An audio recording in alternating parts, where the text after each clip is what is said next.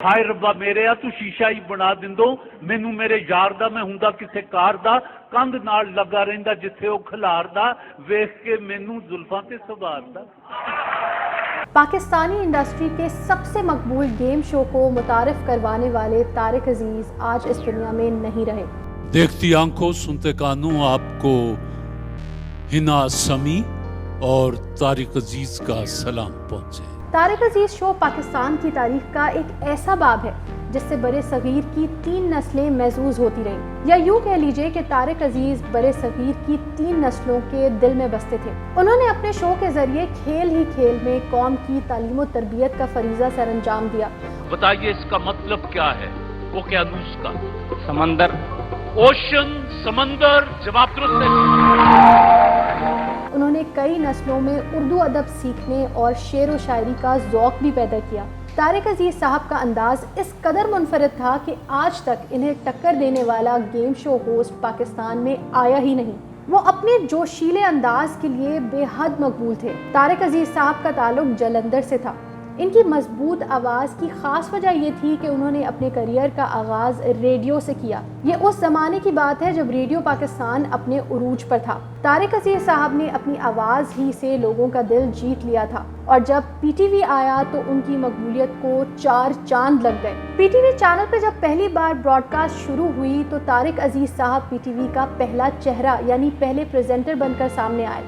ख़वातीन हज़रात, आज जुमेरात है और नवंबर की 26 तारीख। आज का यादगार दिन पाकिस्तान में टेलीविज़न के हवाले से एक तारीख साज दिन है। और फिर नीलाम घर के नाम से एक ऐसा सिलसिला शुरू हुआ जो नस्ल दर नस्ल पाकिस्तानी आवाम को एंटरटेन करता रहा। ये तारिक अजीज साहब का पहला गेम शो था। इस शो से उनको इतनी शोहरत मिली कि इसका नाम बदलकर तारिक अजीज शो रख दिया गया, और फिर दोबारा नाम बदलकर बज़्म तारिक अजीज रख दिया गया। इनके शो के हिस्से बैतबाजी को सबसे ज़्यादा पसंद किया जाता था। इसकी एक वजह खुद तारिक अजीज साहब का ज़ौक़ शायरी था। चलें आपकी कुछ यादें ताज़ा करवाते हैं।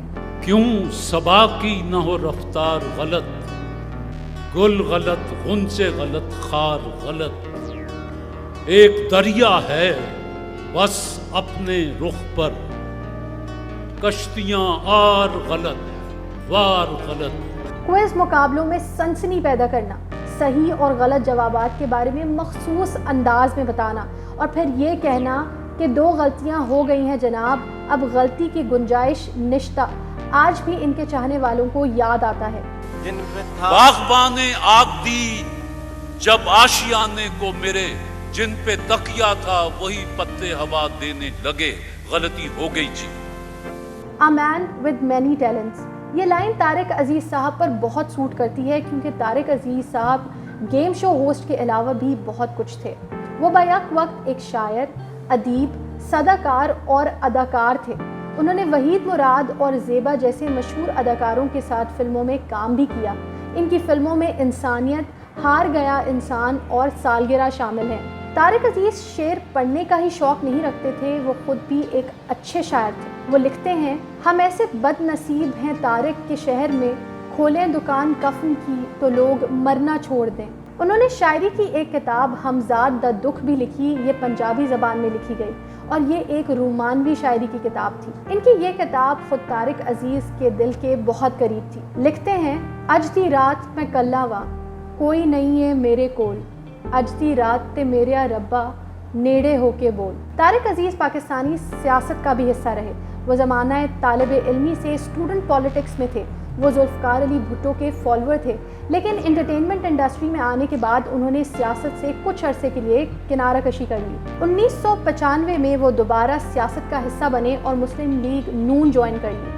उन्होंने मुस्लिम लीग नून की तरफ से इलेक्शन लड़ा और लाहौर से इलेक्शन जीतकर कौमी असेंबली का हिस्सा बने। पाकिस्तान की हुकूमत ने 1992 में इन्हें प्राइड ऑफ परफॉर्मेंस का अवार्ड दिया। तारिक अजीज साहब ऐसे भी पाकिस्तानियों के दिलों में ख़ास जगह रखते थे, लेकिन उन्होंने बताया कि चूंकि उनकी औलाद नहीं है तो उनकी विल के मुताबिक उनकी ज़िंदगी की सारी कमाई पाकिस्तानी अवाम की फलाह व बहबूद में सर्फ की जाएगी। तारिक अजीज़ एक अरसे से राशे के आर्जे में मुब्तला थे।